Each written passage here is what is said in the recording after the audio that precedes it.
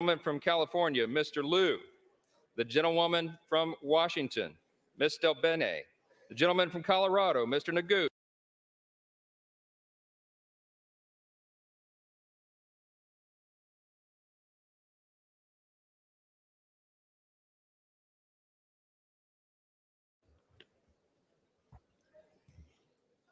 The President of the Senate, at the direction of that body, appoints the following senators as members of the committee on the part of the Senate to escort the President of the United States into the House chamber. The Senator from New York, Mr. Schumer. The Senator from Illinois, Mr. Durbin. The Senator from Washington, Mrs. Murray. The Senator from Michigan, Ms. Stabenow. The Senator from Minnesota, Ms. Klobuchar. The Senator from Virginia, Mr. Warner. The Senator from Wisconsin, Ms. Baldwin. The Senator from Kentucky, Mr. McConnell. The Senator from South Dakota, Mr. Thune. The Senator from Wyoming, Mr. Barrasso. The Senator from West Virginia, Mrs. Capito. And the Senator from Iowa, Ms. Ernst. The members of the escort committee will exit the chamber through the lobby doors.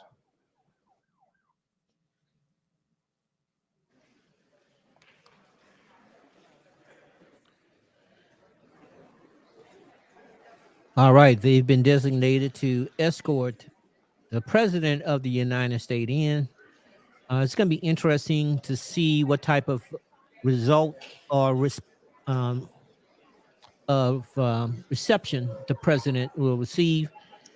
Everyone was clapping earlier in a good mood, so I think that probably going to receive a warm welcome.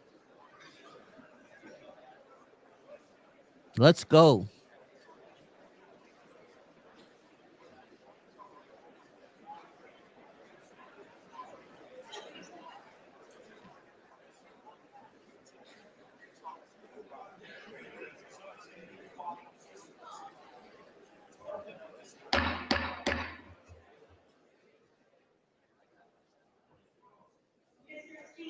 The Dean of the Diplomatic Corps.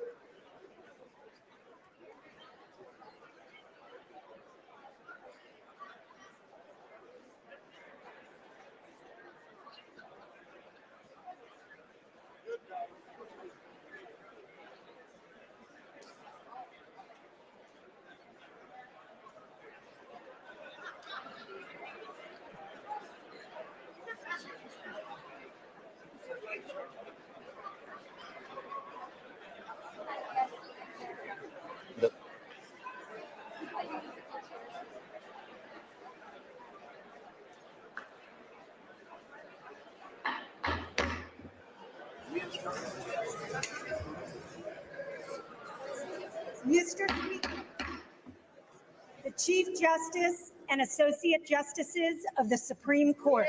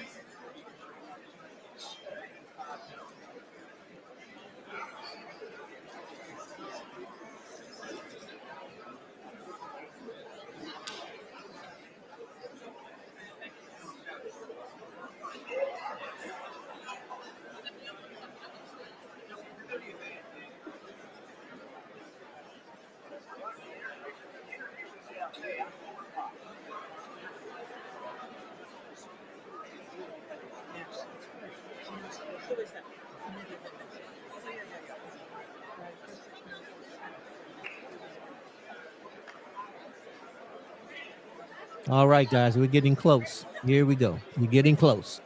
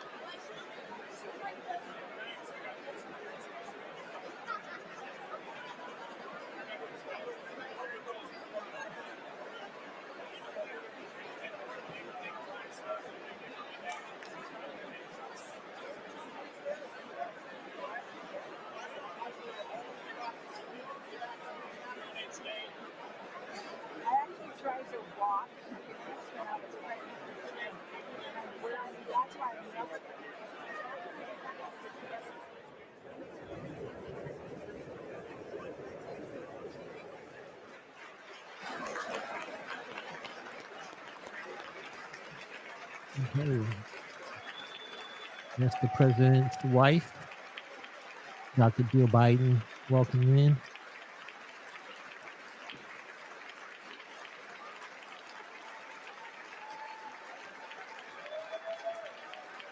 I'd like to have both sides of the aisle standing.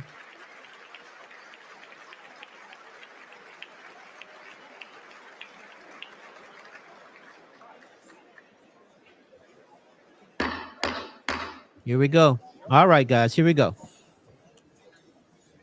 Mr. Speaker, the President's Cabinet.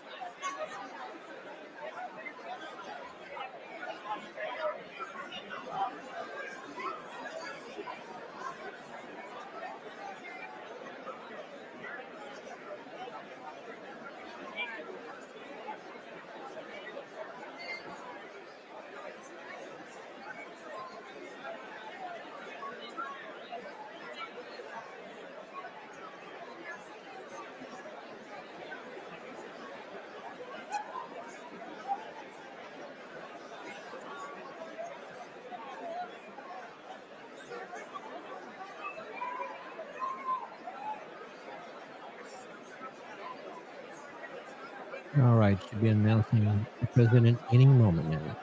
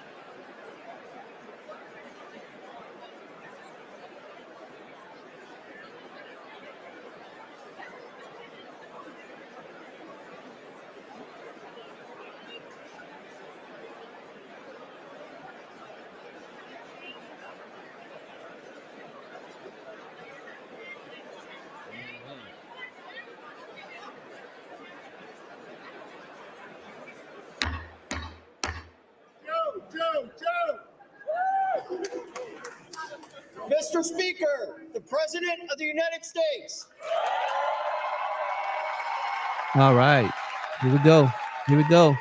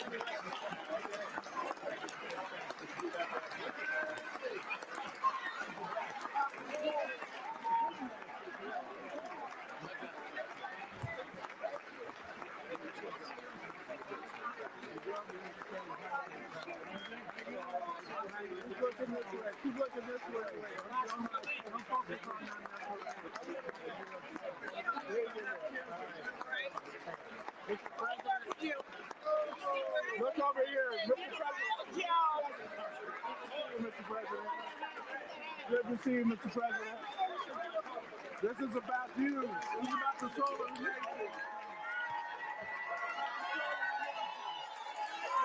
Good to see you. Soul of the nation. Soul of the nation. Look, you see Barbara. You see Barbara Lee right here. Hey, Barbara Lee. You see Barbara Lee now.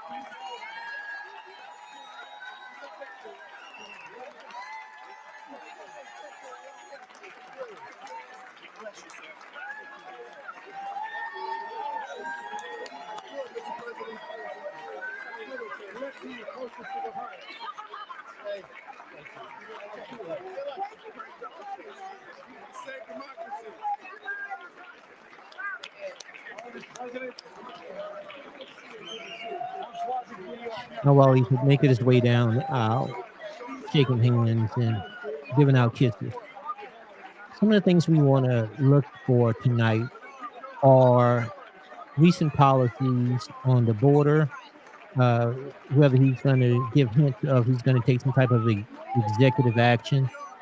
Maybe also there's a new push for affordable housing. There's been reported that he's going to talk about that and talk about a new initiative to give $10,000 toward affordable housing through some type of tax rebate. So that is something that I am going to be keen into, and to see how that may affect the monetary policy. You know, earlier today we had the Fed Chair Paul. He talked to the Senate and the House over the last couple of days, answering questions, giving some type of outlook, a little glimpse in the future of the monetary policies that may be coming down the line. So far, there's been no indication that he's going to cut rates anytime earlier than maybe June, July. That's Joe Manchin.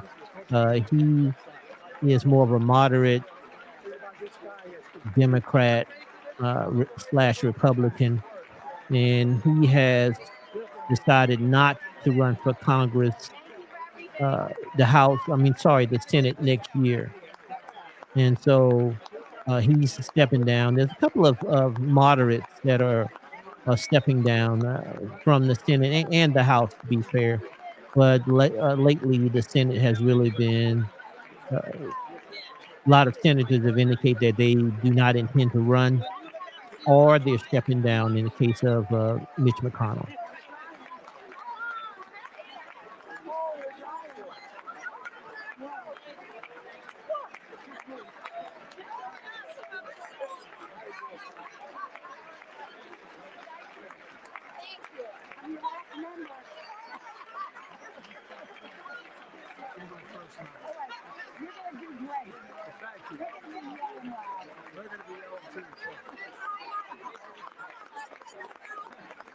Now he is addressing the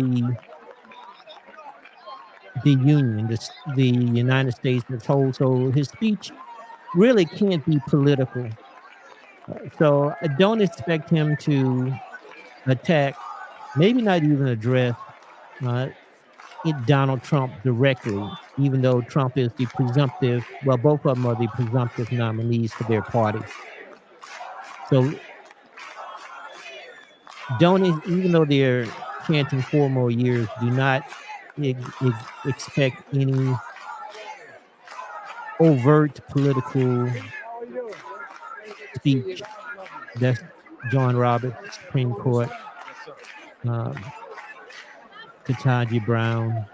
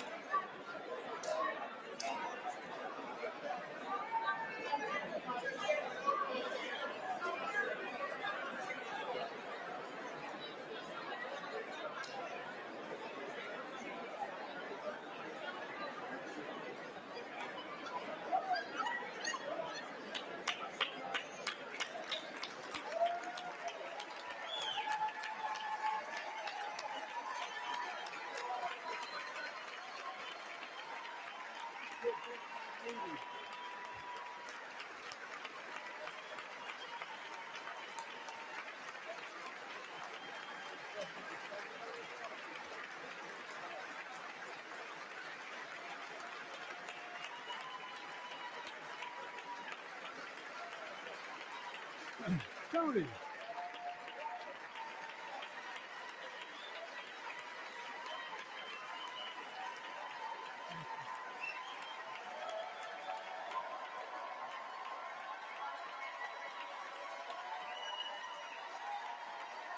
Thank you.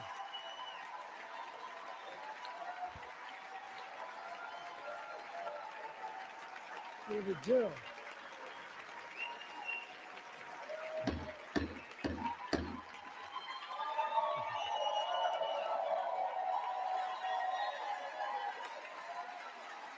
Good evening.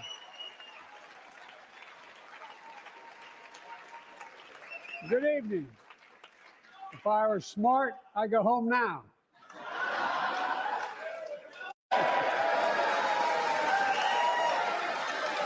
Mr. Speaker, Madam Vice President, members of Congress, my fellow Americans, in January 1941, Franklin Roosevelt came to this chamber to speak to the nation, and he said, I address you at a moment unprecedented in the history of the Union. Hitler was on the march. War was raging in Europe. President Roosevelt's purpose was to wake up Congress and alert the American people that this was no ordinary time.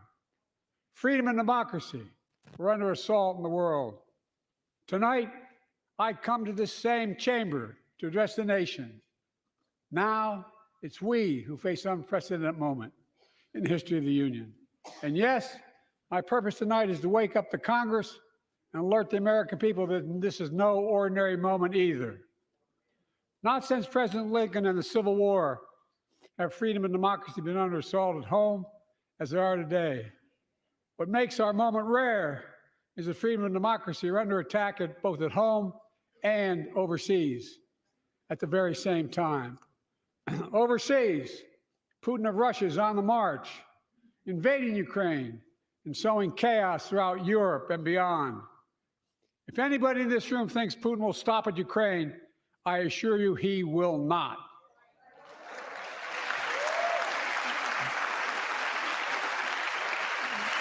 But Ukraine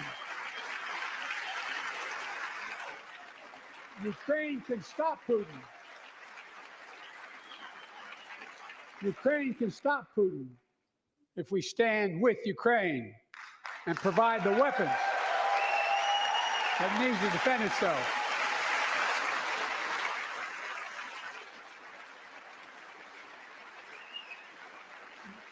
That is all. That is all Ukraine is asking. They're not asking for American soldiers. In fact, there are no American soldiers at war in Ukraine, and I'm determined to keep it that way. But now, assistance to Ukraine is being blocked by those who want to walk away from our world leadership. It wasn't long ago when a Republican president named Ronald Reagan thundered, "Mr. Gorbachev, tear down this wall."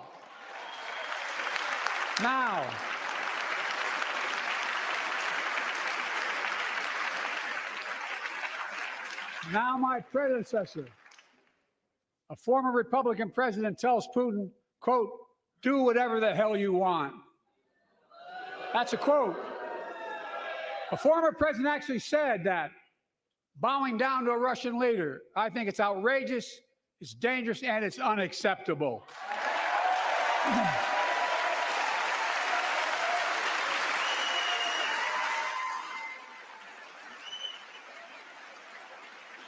America is a founding member of NATO, the military alliance of democratic nations created after World War II to prevent war and keep the peace. And today, we've made NATO stronger than ever. We welcomed Finland to the alliance last year. And just this morning, Sweden officially joined, and their minister is here tonight. Can they stand up? Welcome. Welcome, welcome, welcome.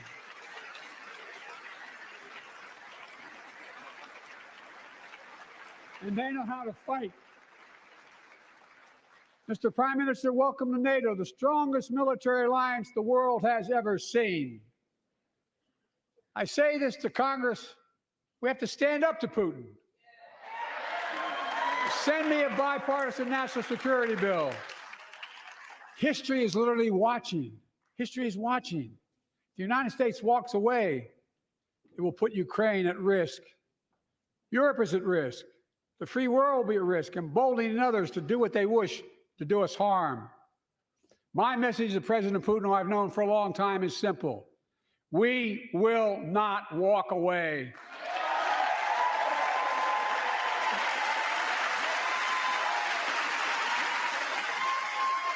We will not bow down.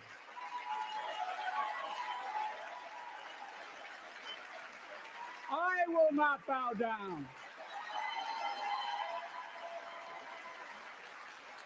In a literal sense, history is watching. History is watching.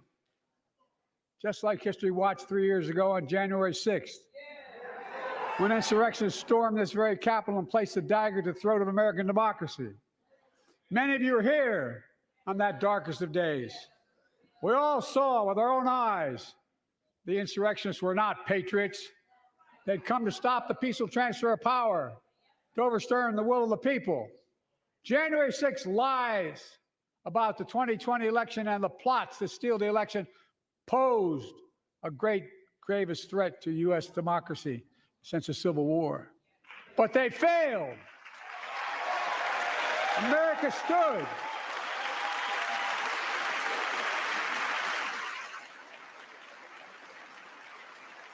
America stood strong and democracy prevailed.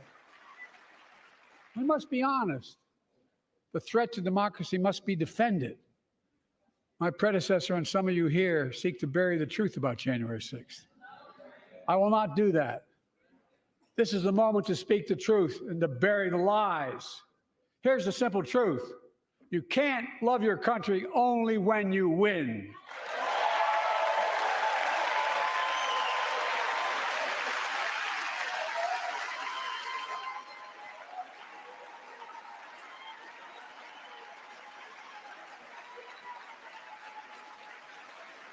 As I've done ever since being elected to office, I ask all of you without regard to party to join together and defend democracy. Remember your oath of office of defending against all threats, foreign and domestic. Respect free and fair elections, restore trust in our institutions, and make clear political violence has absolutely no place in America, zero place. Again, it's not hyperbole to suggest history is watching. We're watching. Your children and grandchildren will read about this day and what we do. History is watching another assault on freedom. Joining us tonight is Latoya Beasley, a social worker from Birmingham, Alabama. 14 months ago, she and her husband welcomed a baby girl thanks to the miracle of IVF. She scheduled treatments to have that second child. The Alabama Supreme Court shut down IVF treatments across the state, unleashed by a Supreme Court decision overturning Roe v. Wade. She was told her dream would have to wait. What her family had got through should never have happened. Unless Congress acts, it could happen again. So tonight, let's stand up for families like hers. To my friends across the aisle, don't keep this waiting any longer. Guarantee the right to IVF. Guarantee it nationwide.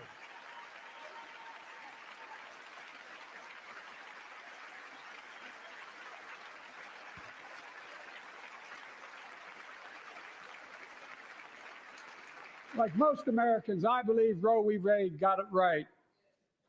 I thank Vice President Harris for being an incredible leader, defending reproductive freedom, and so much more.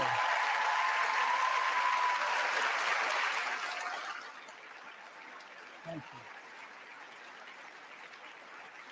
My predecessor came to office determined to see Roe v. Wade overturned. He's the reason it was overturned, and he brags about it.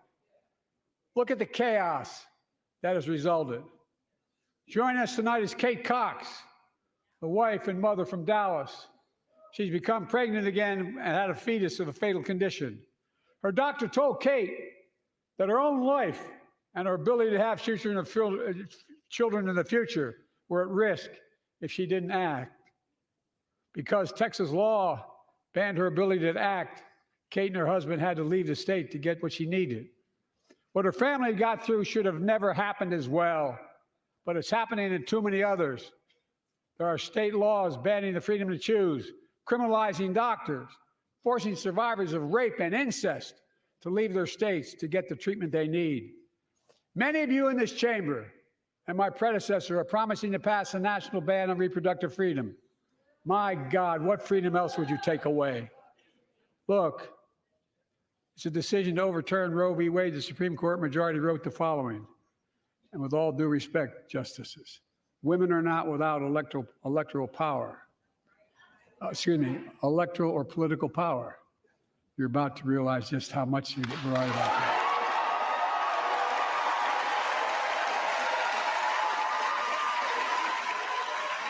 Clearly.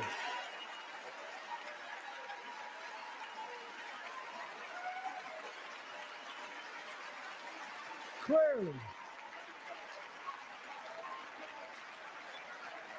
Those bragging about overturning Roe v. Wade have no clue about the power of women. But they found out when reproductive freedom was on the ballot. We won in 2022 and 2020, and we'll win again in 2024.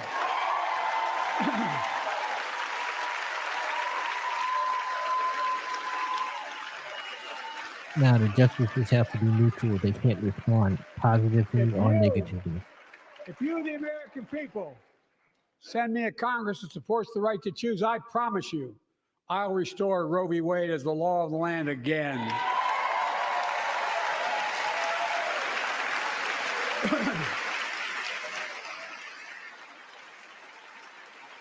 Folks, America cannot go back. I'm here tonight to show what I believe is the way forward, because I know how far we come. 4 years ago next week, before I came to office, the country was hit by the worst pandemic and the worst economic crisis in a century. Remember the fear, record losses? Remember the spikes in crime and the murder rate, raging virus that took more than 1 million American lives, of loved ones, millions left behind? A mental health crisis of isolation and loneliness. A president, my predecessor, failed the most basic presidential duty that he owes to American people, the duty to care. I think that's unforgivable. I came to office determined to get us through one of the toughest periods in the nation's history. We have. It doesn't make news, but news in 1,000 cities and towns, the American people are writing the greatest comeback story never told.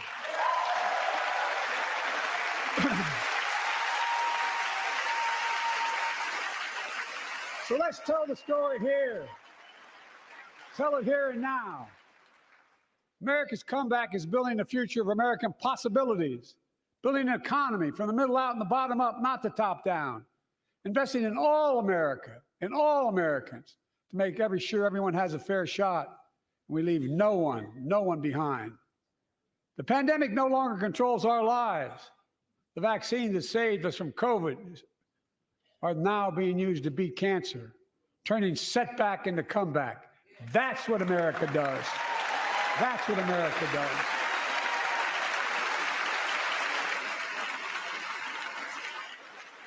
Folks, my inherited economy is on the brink. Now our economy is literally the envy of the world. 15 million new jobs in just 3 years, a record, a record. Unemployment at 50-year lows. A record 16 million Americans are starting small businesses, and each one is a literal act of hope. With historic job growth and small business growth for Black and Hispanics and Asian Americans, 800,000 new manufacturing jobs in America and counting. Where is it written we can't be the manufacturing capital of the world? We are, we will. More people have health insurance today. More people have health insurance today than ever before. The racial wealth gap is as small as it's been in 20 years. Wages keep going up, inflation keeps coming down. Inflation has dropped from 9% to 3%, the lowest in the world and tending lower.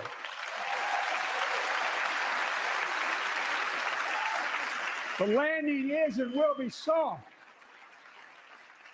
And now, instead of importing foreign products and exporting American jobs, we're exporting American products and creating American jobs right here in America, where they belong.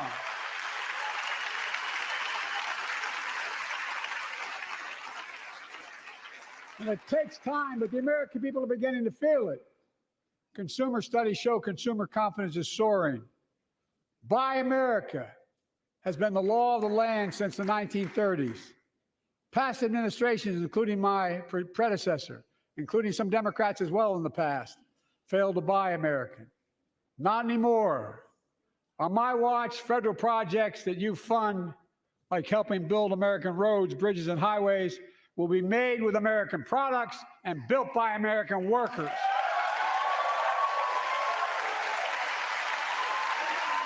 Creating good paying American jobs.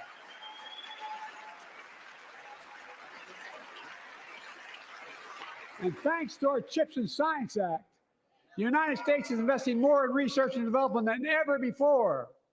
During the pandemic, a shortage of semiconductors, chips, that drove up the price of everything from cell phones to automobiles. And by the way, we invented those chips right here in America. Well, instead of having to import them, private companies are now investing billions of dollars to build new chip factories here in America, creating tens of thousands of jobs. Many of those jobs paying $100,000 a year and don't require a college degree.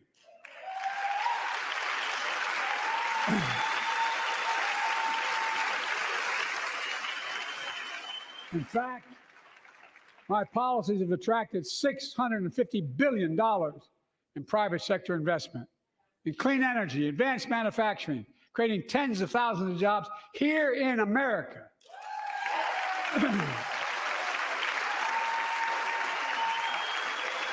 And thanks to our bipartisan infrastructure law, 46,000 new projects have been announced all across your communities. And by the way, I noticed some of you have strongly voted against it, or they're cheering on that money coming in. I like it. I'm with you. I'm with you. If any of you don't want that money in your district, just let me know. Modernizing our roads and bridges, ports and airports, public transit systems. Removing poisonous lead pipes so every child can drink clean water without risk of brain damage.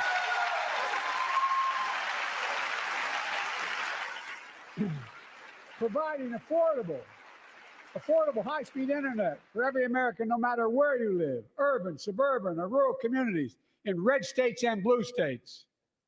Record investments in tribal communities. Because of my investment in a family farm, because I invested in family farms led by my Secretary of Agriculture, who knows more about this than anybody I know, we're better able to stay in the family for those farms and their children and grandchildren won't have to leave home to make a living. It's transformative. The great comeback story is Belvidere, Illinois, home to an auto plant for nearly 60 years. Before I came to office, the plant was on its way to shutting down. Thousands of workers feared for their livelihoods. Hope was fading. Then I was elected to office and we raised the Belvidere repeatedly with auto companies, knowing unions would make all the difference. The UAW worked like hell to keep the plant open and get these jobs back, and together we succeeded. Instead of auto factories shutting down, auto factories reopening, and new state-of-the-art battery factories being built to power those cars there at the same.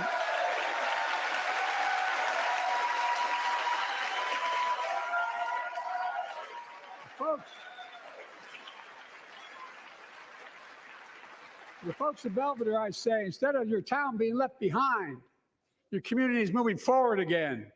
Because instead of watching auto jobs of the future go overseas, 4,000 union jobs with higher wages are building the future in Belvidere right here in America.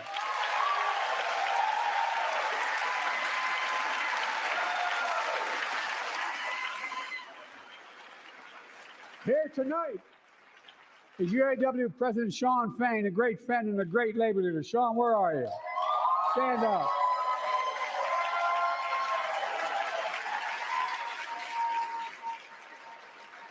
And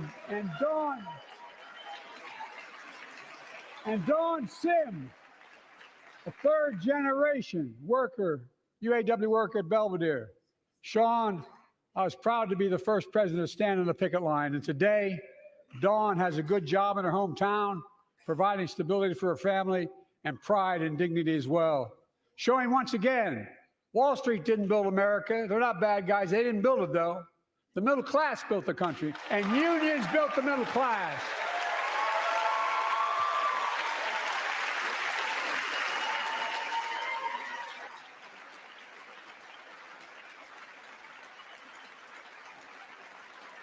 I say to the American people, when America gets knocked down, we get back up.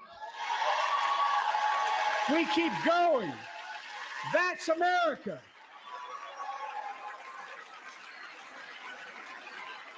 That's you, the American people. It's because of you America's coming back. It's because of you our future is bright. It's because of you that tonight we can proudly say the state of our union is strong and getting stronger.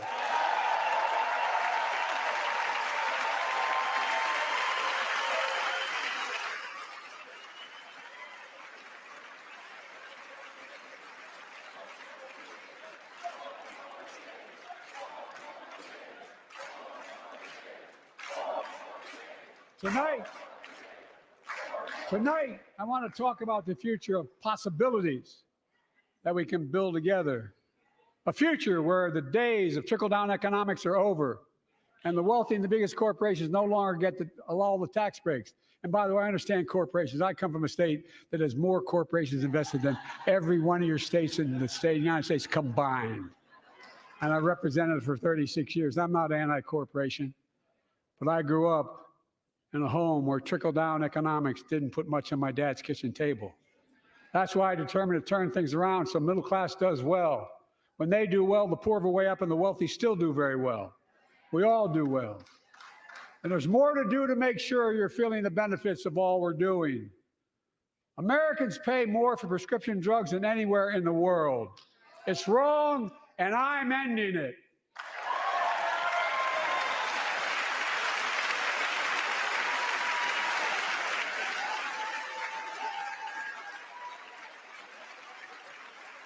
With a law that I proposed and signed, not one of you Republican buddies voted for it.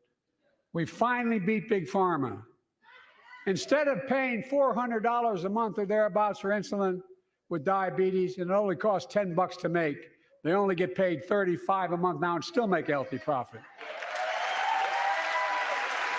And I want to, but what to do next? I want to cap the cost of insulin at $35 a month for every American who needs it. Everyone.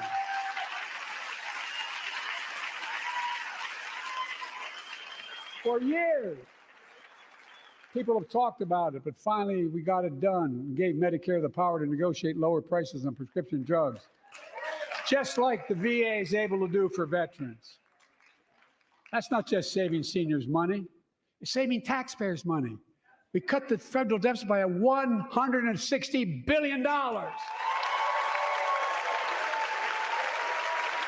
Because Medicare will no longer have to pay those exorbitant prices to Big Pharma. This year, Medicare is negotiating lower prices for some of the costliest drugs on the market to treat everything from heart disease to arthritis. It's now time to go further and give Medicare the power to negotiate lower prices for 500 different drugs over the next decade.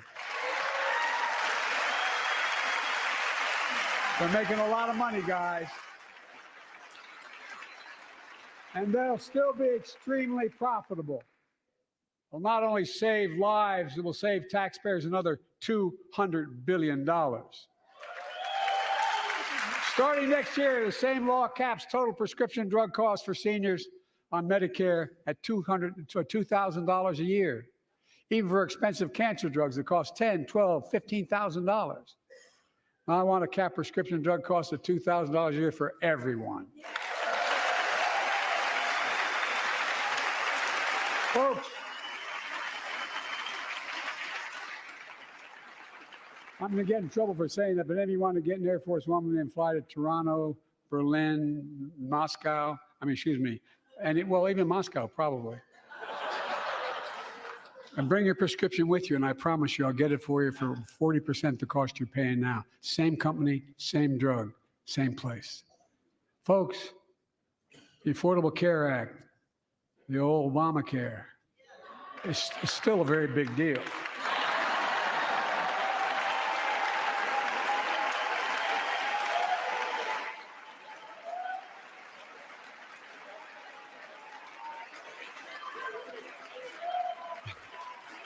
Over 100 million of you can no longer be denied health insurance because of pre-existing condition.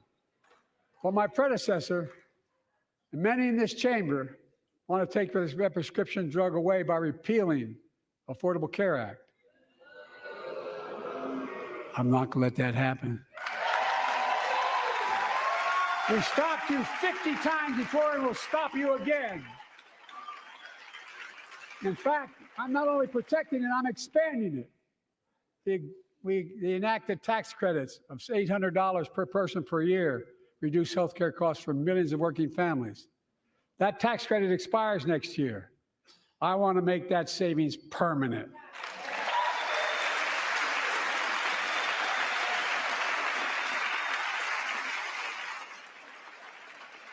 To state the obvious, women are more than half our population, but research on women's health has always been underfunded.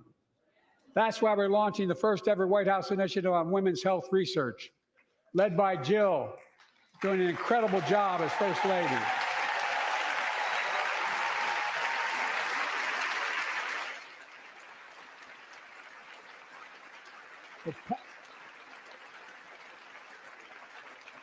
To pass my plan for $12 billion to transfer women's health research and benefit millions of lives all across America. I know the cost of housing is so important to you. If inflation keeps coming down, mortgage rates will come down as well, and the Fed acknowledges that. But I'm not waiting.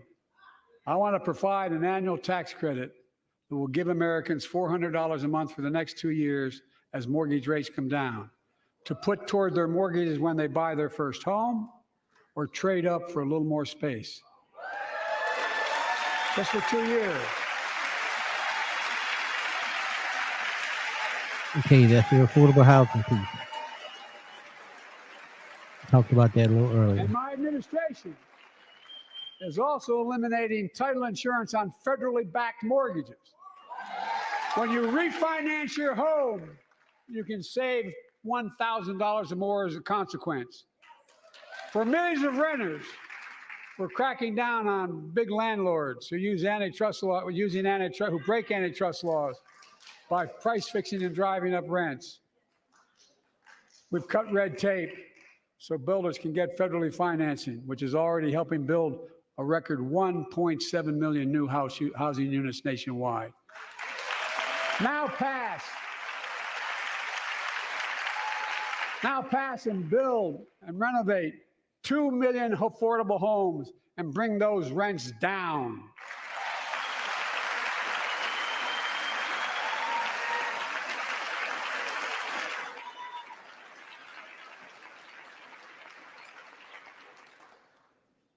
To remain the strongest economy in the world, we need to have the best education system in the world.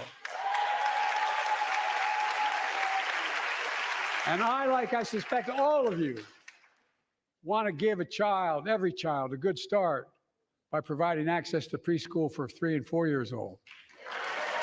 You know, I think I pointed out last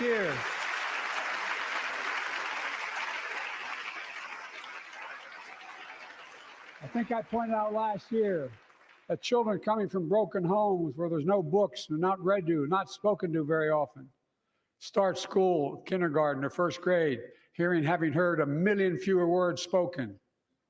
Well, studies show that children who go to preschool are nearly 50% more likely to finish high school, go on to earn a 2- and 4-year degree, no matter what their background is.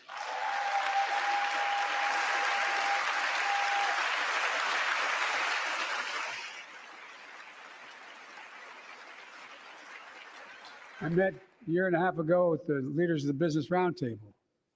They were mad that they were angry. I think, well, they were discussing why I wanted to spend money on education. I pointed out to them as vice president, I met with over 182 of those folks. Don't hold me to the exact number. And I asked them what they need most, the CEOs. And you've had the same experience on both sides of the aisle. They say a better educated workforce, right? So I looked at them and I say, I come from Delaware. DuPont used to be the 8th largest corporation in the world. And every new enterprise they bought, they educated the workforce to that enterprise. But none of you do that anymore. Why are you angry with me providing you the opportunity for the best educated workforce in the world? And they all looked at me and said, I think you're right. I want to expand high quality tutoring and summer learning to see that every child learns to read by 3rd grade.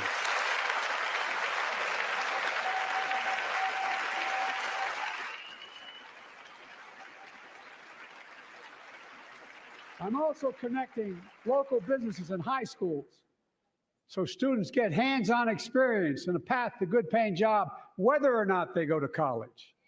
And I want to make sure the college is more affordable. Let's continue increasing the Pell Grants to working and middle-class families and increase record investments in HBCUs and minority-serving institutions, including Hispanic institutions.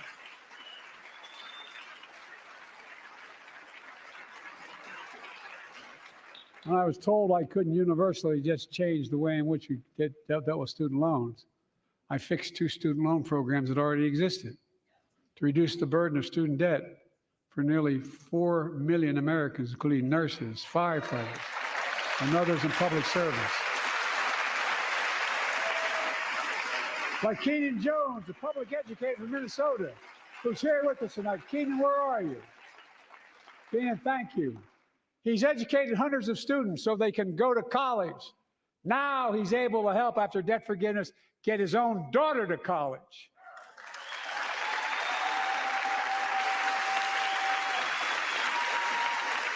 And folks, look,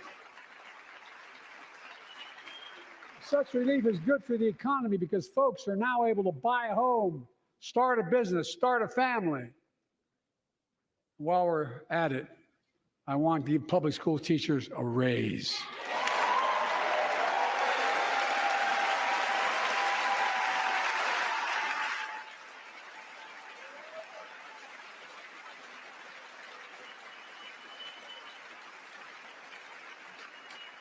And by the way, the first couple of years, we cut the deficit.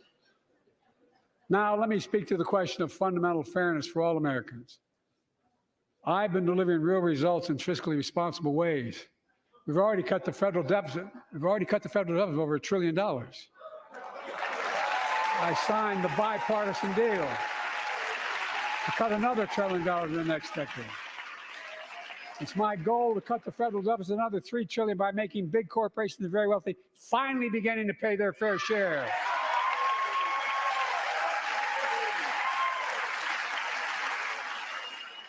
Look, I'm a capitalist. If you want to make or can make $1 million or millions of bucks, that's great. Just pay your fair share in taxes. A fair tax code is how we invest things to make this country great. Healthcare, education, defense, and so much more. But here's the deal. The last administration enacted a $2 trillion tax cut, overwhelmingly benefit the top 1%, the very wealthy and the biggest corporations, and exploded the federal deficit. They added more to the national debt than any presidential term in American history. Check the numbers. Folks at home, does anybody really think the tax code is fair? Do you really think the wealthy and big corporations need another $2 trillion tax break? I sure don't. I'm going to keep fighting like hell to make it fair. Under my plan, nobody earning less than $400,000 a year will pay an additional penny in federal taxes. Nobody, not one penny. And they haven't yet. In fact, the child tax credit I passed during the pandemic cut taxes for millions of working families and cut child poverty in half. Restore that child tax credit. No child should go hungry in this country. The way to make the tax code fair is to make big corporations and the very wealthy begin to pay their fair share. Remember in 2020, 55 of the biggest companies in America made $40 billion and paid zero in federal income tax. Zero. Not anymore. Thanks to the law I wrote and we signed, big companies have to pay a minimum of 15%. But that's still less than working people pay in federal taxes. It's time to raise corporate minimum tax to at least 21%.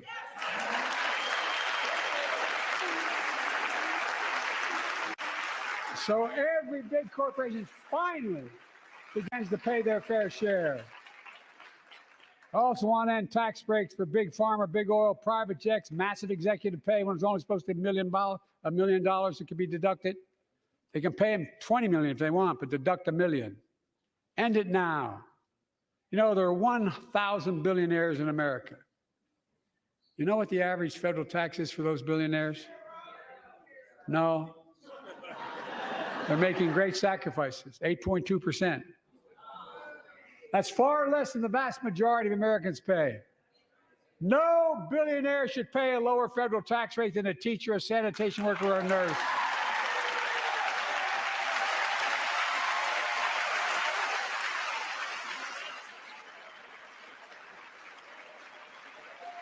I propose a minimum tax for billionaires of 25%, just 25%. You know what that would raise? That would raise $500 billion over the next 10 years. And imagine what that could do for America. Imagine a future with affordable child care. Millions of families can get they need to go to work to help grow the economy. Imagine a future with paid leave, because no one should have to choose between working and taking care of their sick family member. Imagine the future of home care and elder care, and people living with disabilities so they can stay in their homes and family caregivers can finally get the pay they deserve. Tonight, let's all agree once again to stand up for seniors. Many of my friends on the other side of the aisle want to put Social Security on the chopping block. If anyone here tries to cut Social Security, Medicare, or raise the retirement age, I will stop you.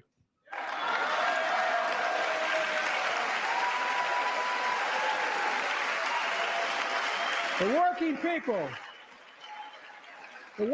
who built this country pay more into Social Security than millionaires and billionaires do. It's not fair. We have two ways to go. Republicans can cut Social Security and give more tax breaks to the wealthy. That's the proposal. Oh no, you guys don't want another $2 trillion tax cut? I kind of thought that's what your plan was. Well, that's good to hear. You're not going to cut another $2 trillion for the super wealthy. That's good to hear. I'll protect and strengthen Social Security and make the wealthy pay their fair share. Look,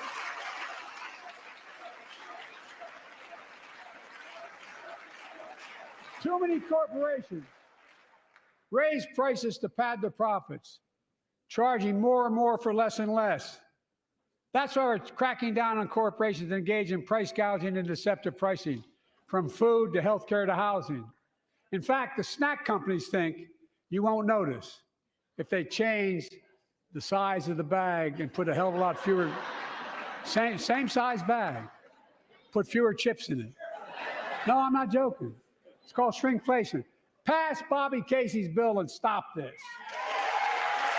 I really mean it.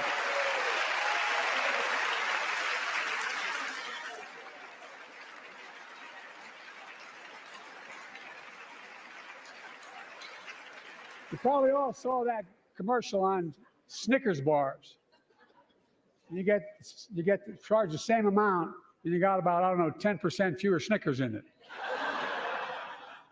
Look, I'm also getting rid of junk fees, those hidden fees at the end of your bill that are there without your knowledge. My administration announced we're cutting credit card late fees from $32 to $8.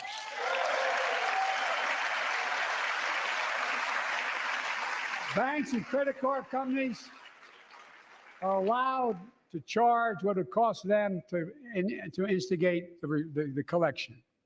And that's a hell of a lot like $8 and 30-some dollars. They don't like it.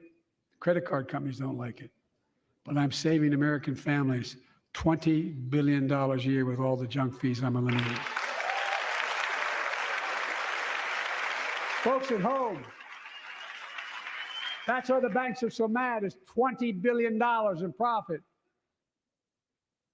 I'm not stopping there.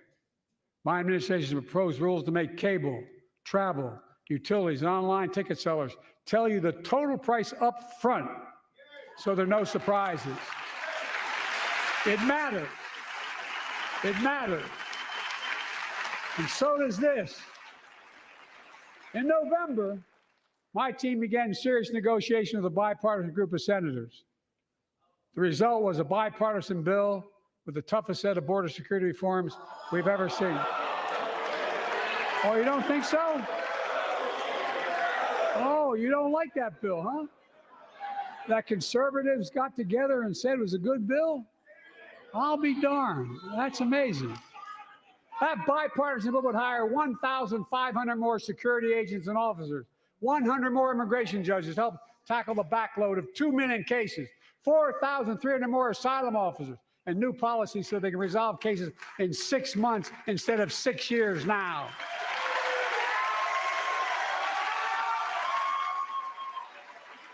What are you against? 100 more high-tech drug detection machines to significantly increase the ability to screen and stop vehicles smuggling fentanyl into America.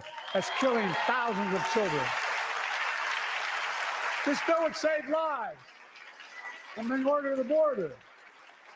It will also give me and any new president new emergency authority to temporarily shut down the border when the number of migrants at the border is overwhelming. The Border Patrol Union has endorsed this bill. The Federal Chamber of Commerce is, yeah. You're saying low. Look at the facts. I know you know how to read.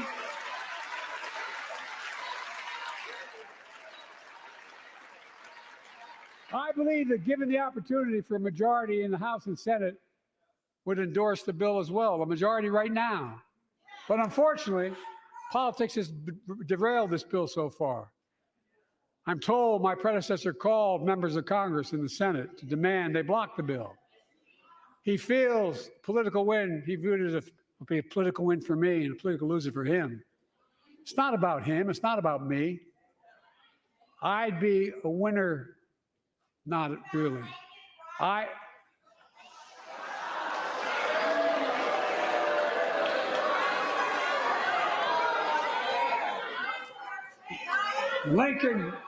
Lincoln Riley, an innocent young woman who was killed by an illegal.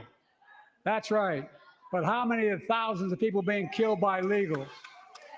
To her parents, I say, my heart goes out to you, having lost children myself.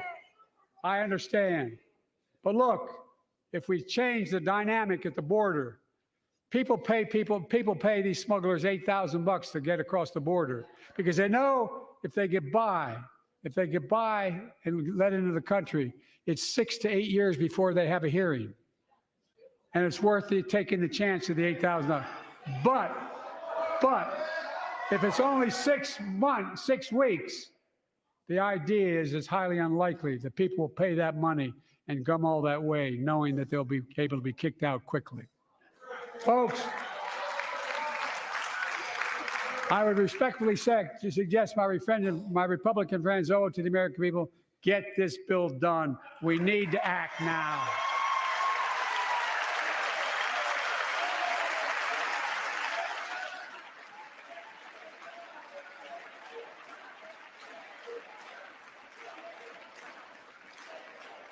And if my predecessor is watching, instead of paying politics and pressuring members of Congress to block the bill, join me in telling the Congress to pass it.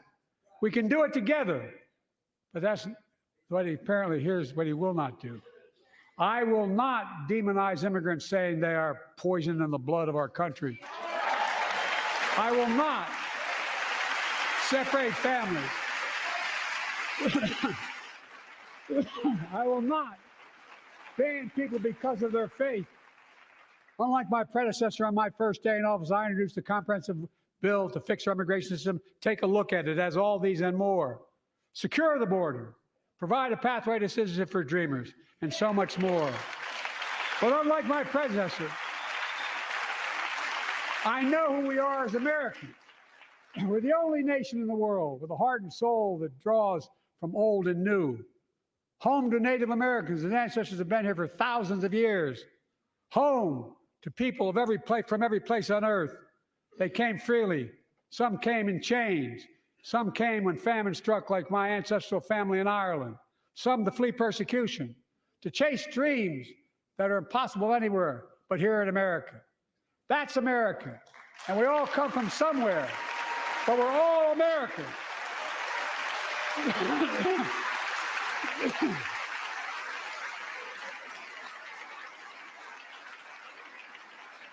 Look, folks, we have a simple choice. We can fight about fixing the border, or we can fix it. I'm ready to fix it. Send me the border bill now.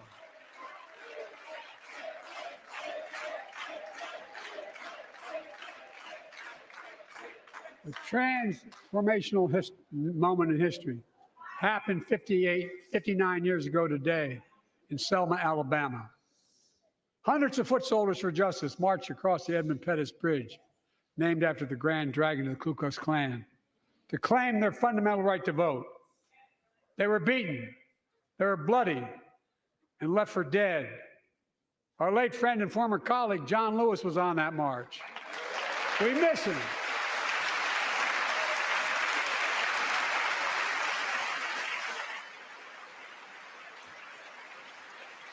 But joining us tonight are other marchers, both in the gallery and on the floor, including Betty Mae Fikes, known as the voice of Selma. The daughter of gospel singers and preachers, she sang songs of prayer and protest on that bloody Sunday to help shake the nation's conscience. 5 months later, the Voting Rights Act passed and was signed into law.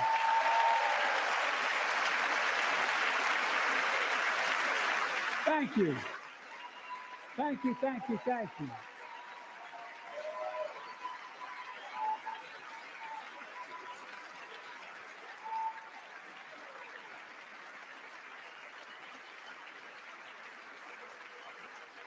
But 59 years later, there are forces taking us back in time. Voter suppression, election subversion, unlimited dark money, extreme gerrymandering. John Lewis was a great friend to many of us here, but if you truly want to honor him and all the heroes who marched with him, then it's time to do more than talk. Pass the Freedom to Vote Act, the John Lewis Voting Rights Act.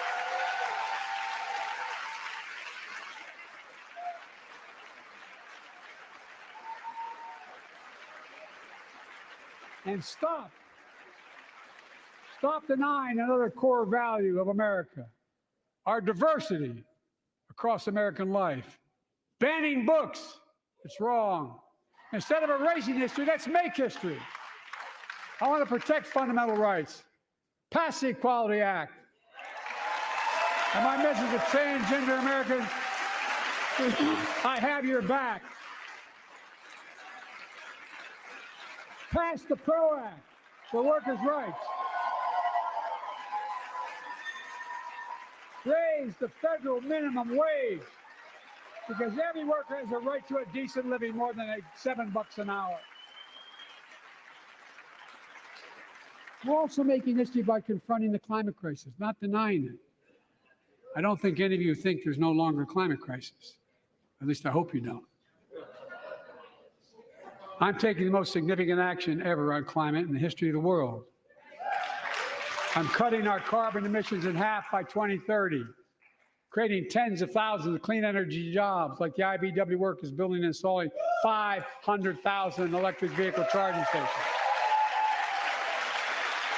Conserving 30% of America's lands and waters by 2030. And taking action on environmental justice fence line communities smothered by the legacy of pollution. And patterned after the Peace Corps and AmeriCorps, I launched the Climate Corps to put 20,000 young people to work in the forefront of our clean energy future. I'll triple that number in a decade.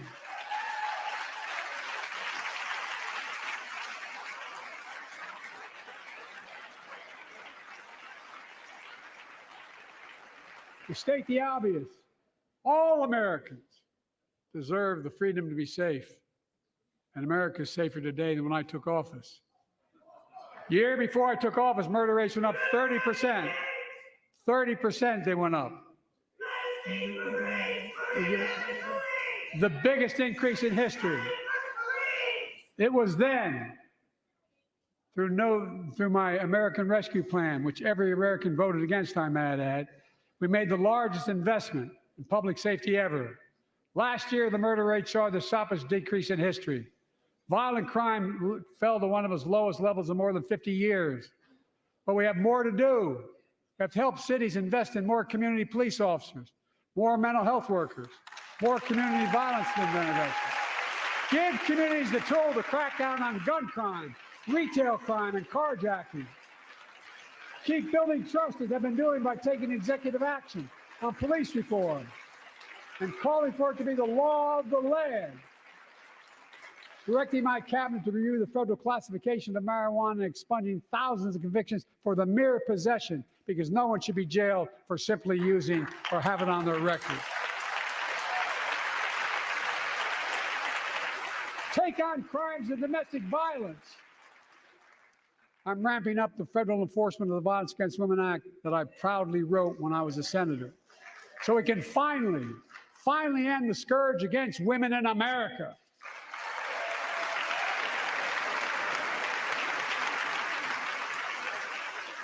There are other kinds of violence I want to stop. With us tonight is Jasmine, whose 9-year-old sister Jackie was murdered with 21 classmates and teachers in elementary school in Uvalde, Texas. Very soon after that happened, Jill and I went to Uvalde for a couple of days. We spent hours and hours with each of the families. We heard their message, so everyone in this room, in this chamber, could hear the same message. The constant refrain, and I was there for hours meeting with every family. They said, do something. Do something. Well, I did do something by establishing the first ever Office of Gun Violence Prevention in the White House, that the Vice President is leading the charge. Thank you for doing it.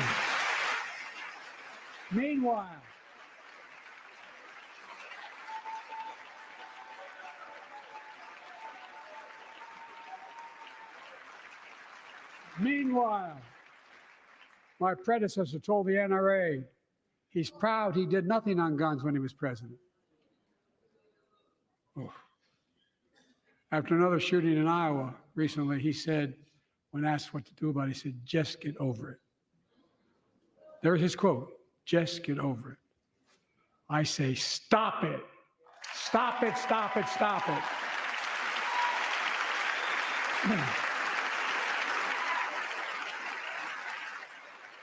I'm proud we beat the NRA when I signed the most significant gun safety law in nearly 30 years because of this Congress. We now must beat the NRA again. I'm demanding a ban on assault weapons and high-capacity magazines. Pass universal background checks. None of this. I taught the Second Amendment for 12 years. None of this violates the Second Amendment or vilifies responsible gun owners. You know, as we manage challenges at home, we're also managing crises abroad, including in the Middle East. I know the last 5 months have been gut-wrenching for so many people, for the Israeli people, for the Palestinian people, and so many here in America. This crisis began on October 7th with a massacre by a terrorist group called Hamas, as you all know. 1,200 innocent people, women and girls, men and boys, slaughtered after enduring sexual violence. The deadliest day for the Jewish people since the Holocaust, and 250 hostages taken. Here in this chamber tonight are families whose loved ones are still being held by Hamas. I pledge to all the families that we will not rest until we bring every one of your loved ones home. We also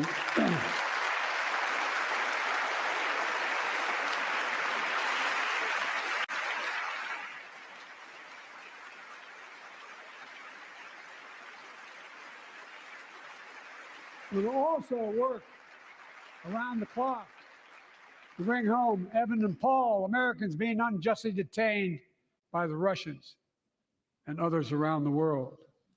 Israel has the right to go after Hamas. Hamas ended this conflict by releasing hostages, laying down arms, could end it by releasing the hostages, laying down arms, and surrendering those responsible for October 7th. But Israel has Israel has a added burden because Hamas hides and operates among the civilian population like cowards under hospitals, daycare centers, and all the like. Israel also has a fundamental responsibility, though, to protect innocent civilians in Gaza.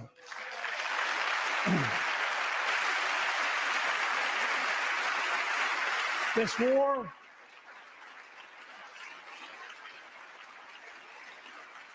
has taken a greater toll on innocent civilians than all previous wars in Gaza combined. More than 30,000 Palestinians have been killed, most of whom are not Hamas. Thousands and thousands of innocents, women and children, girls and boys, also orphaned. Nearly 2 million more Palestinians under bombardment or displacement.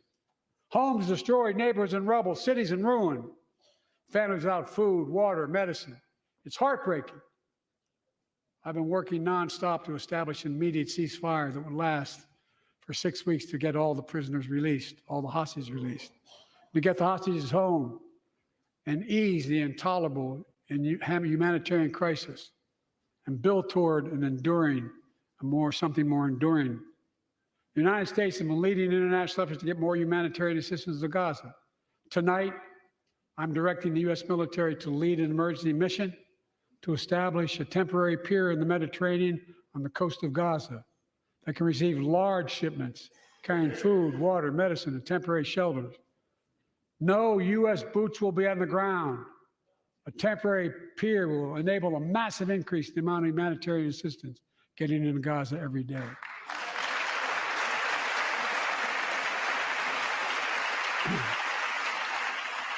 And Israel must do its part. Israel must allow more aid into Gaza to ensure humanitarian workers aren't caught in the crossfire. And they're announcing they're going to have a crossing in northern Gaza. For the leadership of Israel, I say this: humanitarian assistance cannot be a secondary consideration or a bargaining chip. Protecting and saving innocent lives has to be a priority. As we look to the future, the only real solution to the situation is a two-state solution over time.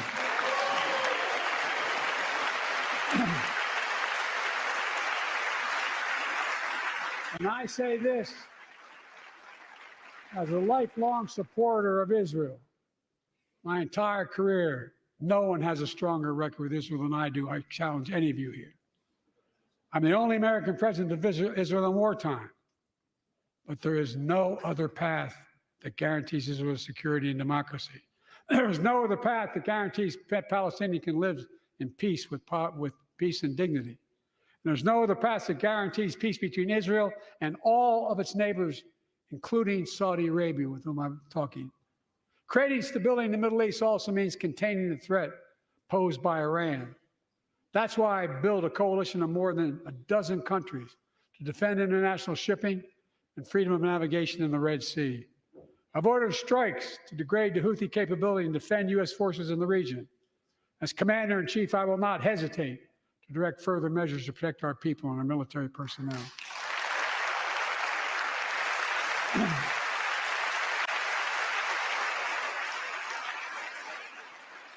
For years, I've heard many of my Republican and Democratic friends say that China is on the rise and America's falling behind. They've got it backwards. I've been saying it for over 4 years, even when I wasn't president. America's rising. We have the best economy in the world.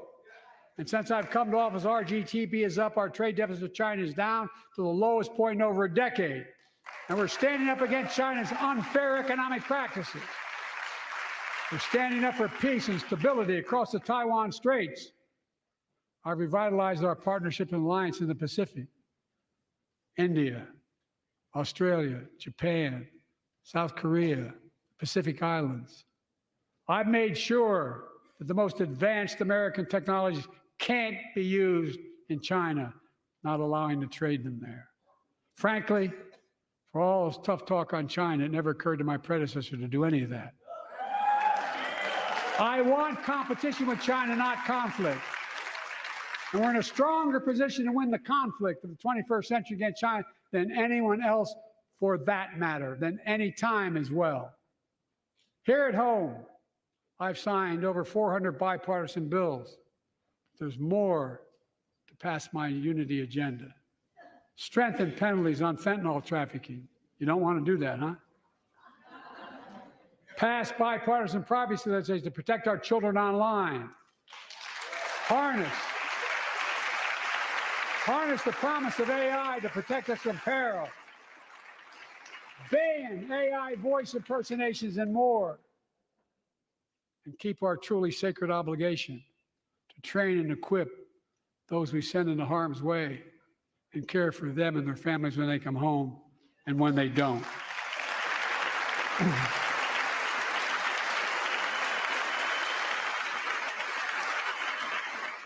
That's why the song Support and Help of Dennis and the VA, I signed the PACT Act. One of the most significant laws ever, helping millions of veterans exposed to toxins who now are battling more than 100 different cancers. Many of them don't come home, but we owe them and their families support. We owe it to ourselves to keep supporting our new health research agency called ARPA-H, and remind us that we can do big things like end cancer as we know it, and we will.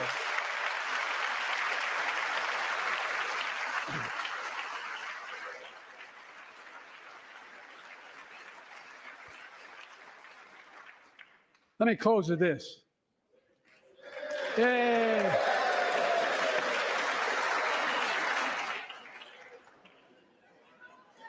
I know you don't want to hear any more, Lindsay, but I got to say a few more things. I know it may not look like it, but I've been around a while. When you get to be my age, certain things become clearer than ever. I know the American story. Again and again, I've seen the contest between competing forces in the battle for the soul of our nation, between those who want to pull America back to the past and those who want to move America into the future. My lifetime has taught me to embrace freedom and democracy, a future based on core values that have defined America: honesty, decency, dignity, equality, to respect everyone, to give everyone a fair shot, to give hate no safe harbor. Now, other people my age see it differently. The American story of resentment, revenge, and retribution, that's not me. I was born amid World War II when America stood for the freedom of the world. I grew up in Scranton, Pennsylvania, and Claymont, Delaware, among working class people who built this country. I watched in horror as two of my heroes, like many of you did, Dr. King and Bobby Kennedy, were assassinated. And their legacies inspired me to pursue a career in service. I left the law firm and became a public defender because my city of Wilmington was the only city in America occupied by the National Guard after Dr. King was assassinated because of the riots. And I became a county councilman almost by accident. I got elected to the United States Senate when I had no intention of running at age 29. Then vice president of our first black president. Now president to the first women vice president.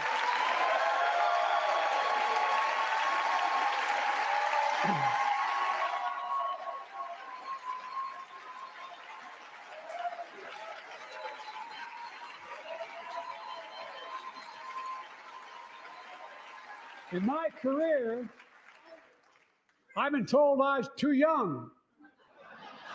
By the way, they're going to let me on the Senate elevators for votes sometimes. Not a joke. And I've been told I'm too old. Whether young or old, I've always known what endures. I've known our North Star. The very idea of America is that we're all created equal, deserves to be treated equally throughout our lives. We've never fully lived up to that idea, but we've never walked away from it either. And I won't walk away from it now. I'm optimistic. I really am. I'm optimistic, Nancy.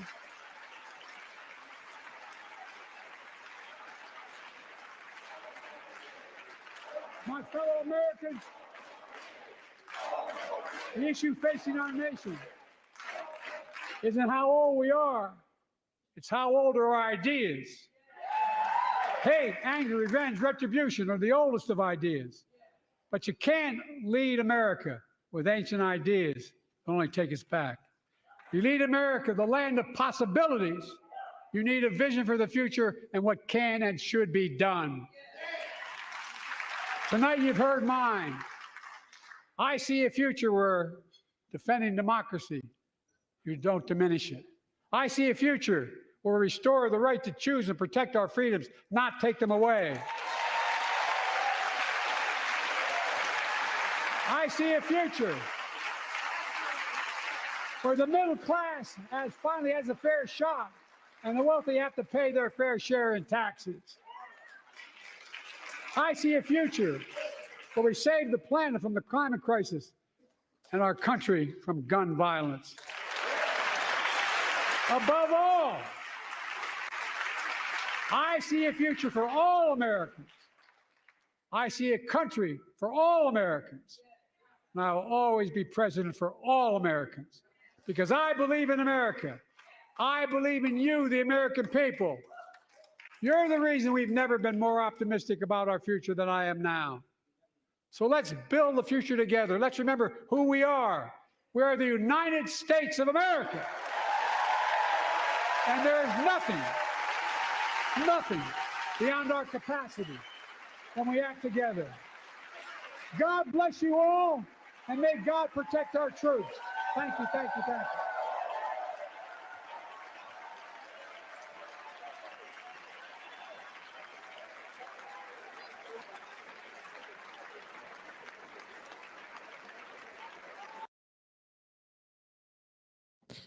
All right, that was the speech given by the president.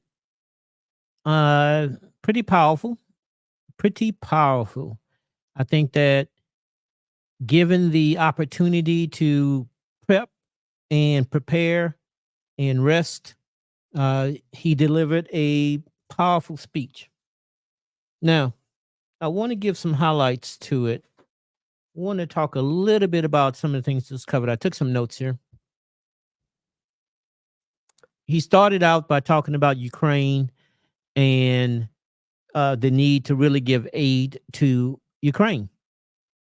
Now, it's interesting. He got some heckles about this, but Ukraine aid was tied into the border deal, and it is true that it was the border package / aid bill was negotiated by a bipartisan group led by a conservative Republican. And they did get a phone call allegedly from the president, the ex-president, to not vote for the border bill. And they didn't. They didn't. The Republicans killed their own bill, bipartisan bill. So that is a true thing. He also mentioned that we should not back down from Putin by not giving aid to Ukraine.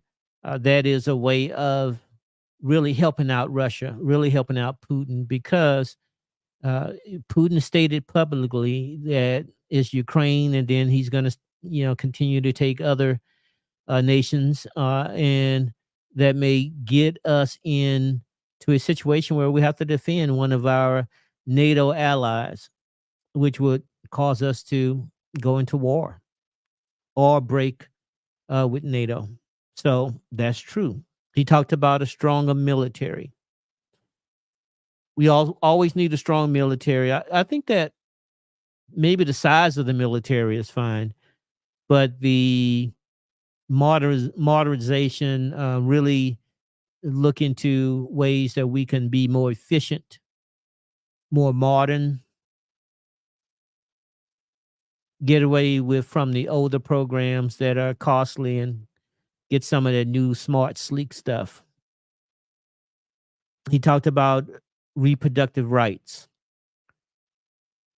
He spent a lot of time on Roe v. Wade, the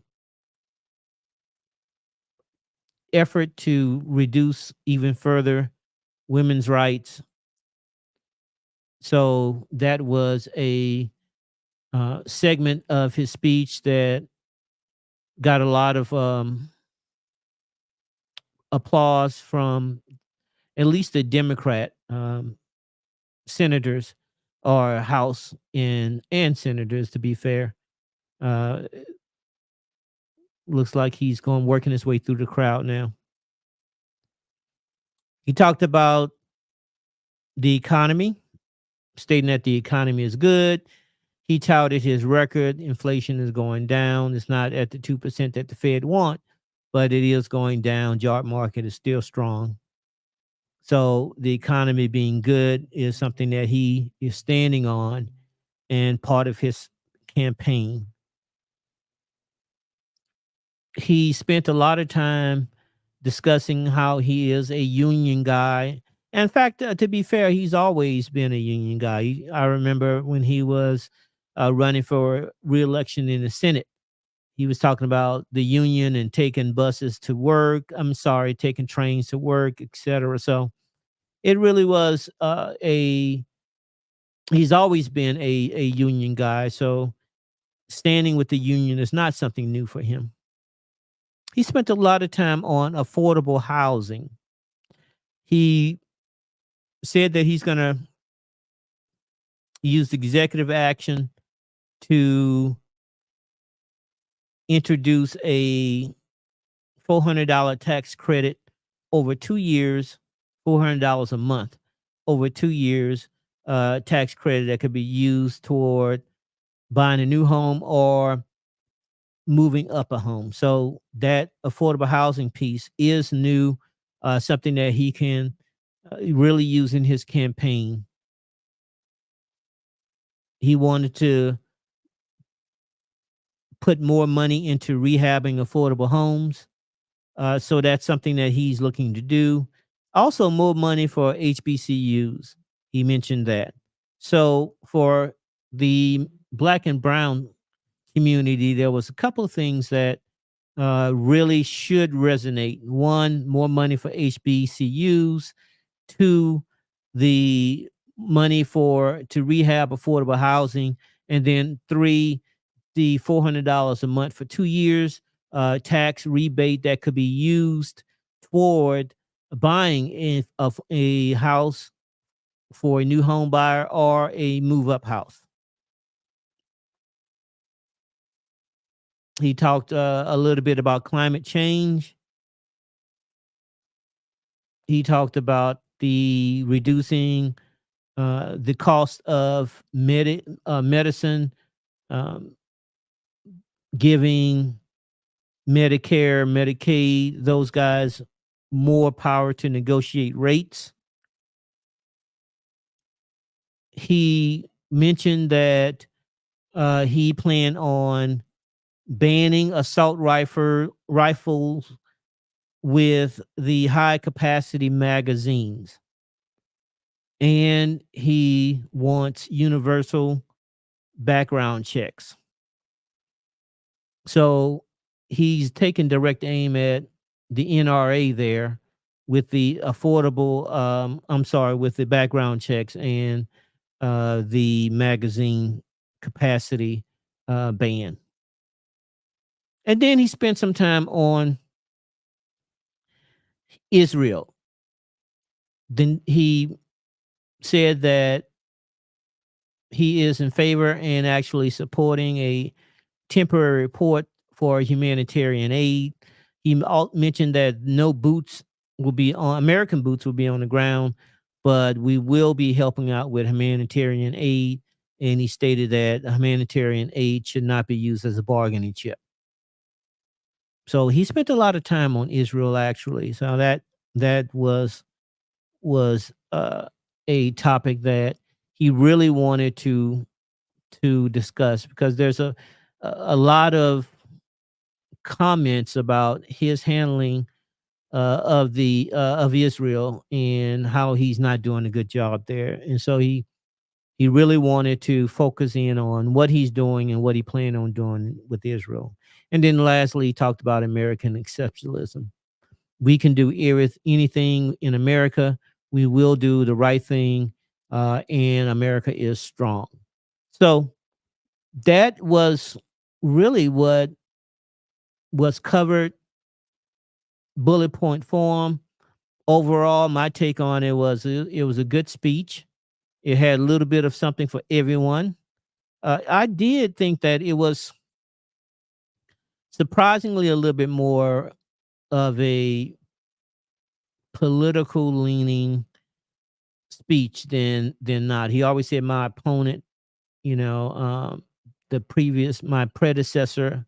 Actually, he didn't say my opponent. I want to be clear. I don't think I heard him say that. He said my predecessor a lot. So while he didn't mention President Trump's name, he didn't shy away from their differences. And it was a little bit more of a campaign tinted speech than I would say his second State of the Union address. So I think that he is rounding into campaign mode a little bit. I don't think it was over the line, but I do think that it was a little bit more of had a little bit more of a campaign feel,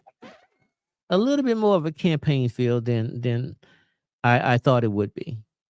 Well, that's it, guys. Overall, good speech. Interested to see what you think about the speech. So in the comments below, go ahead and put in your comments about your thoughts on the speech. Did he go too far? Did he not go far enough? Was the policies and programs that he promoted, were they impactful? Will they make a difference in your everyday life? You let me know in the comments. As always, salute. Thank you for joining me. Don't forget to like and subscribe, and I'll see you guys next time. Salute.